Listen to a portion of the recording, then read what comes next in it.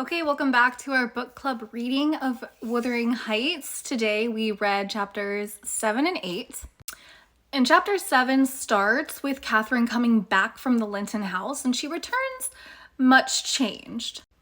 At least in terms of the external. Her manners are much improved, and then later in the chapter it says when she's with the Lintons that she doesn't like to act quite as savagely as she acts with Heathcliff. And meanwhile, Heathcliff is descending deeper and deeper into what he calls being dirty. This quote here says, "I shall be as dirty as I please, and I like to be dirty, and I will be dirty."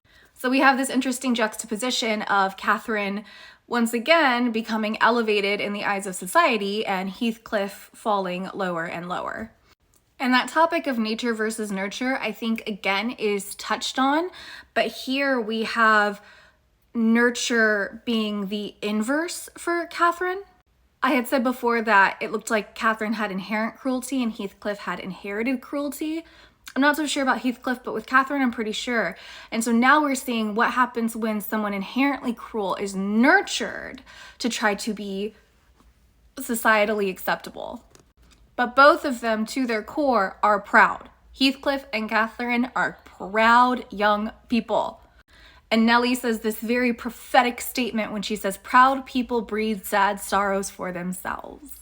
And I just circled this because it says about Heathcliff's violent nature. I'm still on the fence on whether or not Heathcliff's cruelty is inherent or inherited, but certainly for Kathy, I think it's inherent.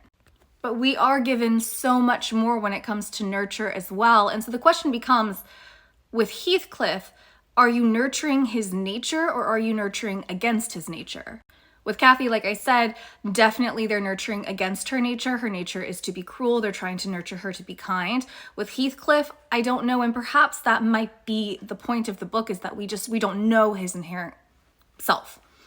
But he's certainly being nurtured to be a jerk. I mean, this line here, his treatment of the latter being Heathcliff, was enough to make a fiend of a saint. And now with Kathy as well, we're starting to get this double life that she's leading because she's trying so hard in front of the Lintons not to give in to her natural characteristics. Whereas Heathcliff seems to be giving into all of the nurturing and perhaps a little bit of nature there too.